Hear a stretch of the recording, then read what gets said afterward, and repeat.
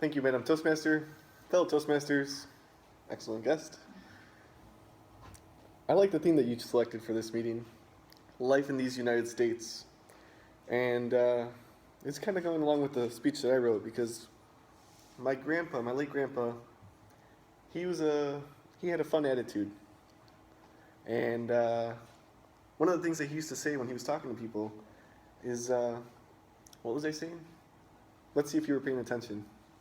So, like somebody interrupts him or he gets sidetracked with something or something happens, he forgets where he was. So he'll admit it. He'll say, where was I? Let's see if you were paying attention. You tell me where I was. And so my brother kind of pulled this kind of prank on me too. Or it's not really a prank, it's an exercise. We went to Colorado and he asked me, all right, Michael, what did we do today? I want to know what activities we did. And it kind of, the two coincided with me, for me. Like where was I, what was I saying, and what did you do today? So I kind of took that idea and I put a year in retrospect in This American Life, because I'm American. So, so I'll be discussing the past year of my life, and that'll be fitting into the theme of life in these United States. So a year ago, I was in a hard place. I was down in the dumps. I had just gotten broken up with, and it really hurt because it was a long-term relationship. But, I just took it easy. I took it day by day. I went to work. I went to the gym. I ate healthy and just kept doing that one day at a time. And so, I think that's very common with us Americans, is a struggle, because everybody struggles.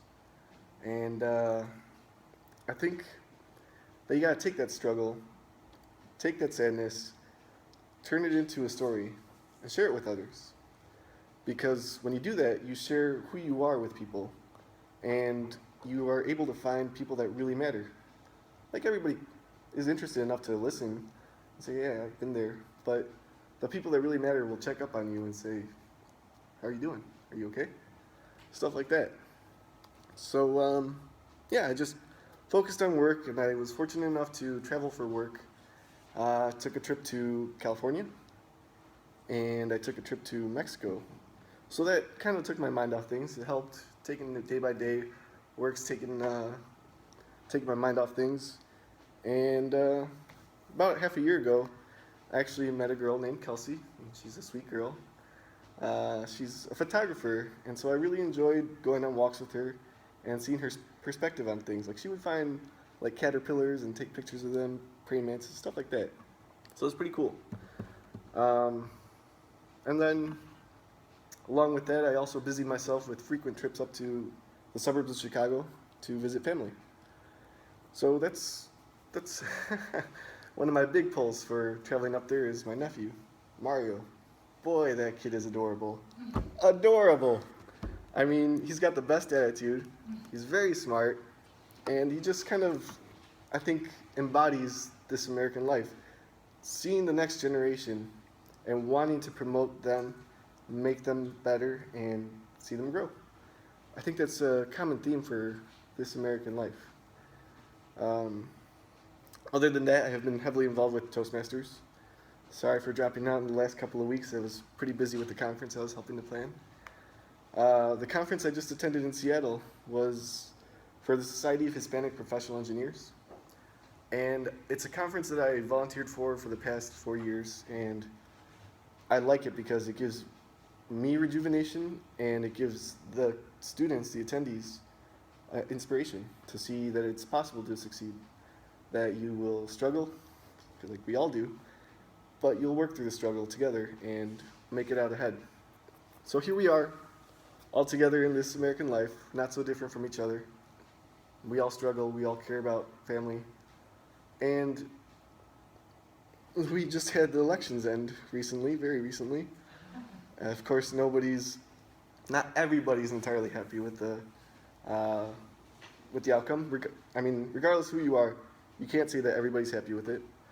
But no matter the outcome, whatever side you're on, I think it's important to consider this American life and Remember to be kind to one another. Be kind to yourself. The the two opposing sides each have their benefits and their flaws. And for one side, I would say, take caution with the people that you're following, because it's a dangerous path to start getting into barriers and boundaries between each other. A friend of mine posted a text conversation of a friend of his, and it's, I'll read it to you. So this girl is texting her little sister, and she says, "Someone tried to rip off a girl's hijab at school today. I don't even know what to say. Someone else went up to a Latinx student and told him to pack up and leave. Did the teachers do anything? Not sure, to be honest. That's scary. I'm seriously scared for everyone." The girl from school says, "I'm so hurt right now. People were throwing the word illegal around like crazy today." And then the older sister says, "Report it. Seriously. If you hear it, report it. That is unacceptable." And I agree wholeheartedly, because no matter who you're following, treat each other with respect. I mean, we all have different beliefs and customs, but we're entitled to it. That's what America's about. And to the other side, I would say stay involved. The elections are over. There was a lot of fervor and attitude in this election, and I hope that it will continue, so that we don't just accept the norm and let things happen that could be dangerous. So I've screwed up countless times in the past couple of years, and it's all right. Sometimes we screw up, but it's learning from the mistakes and moving forward that really defines us as Americans. So that's my view on life in these United States, and I'll turn it back over to our Toastmaster.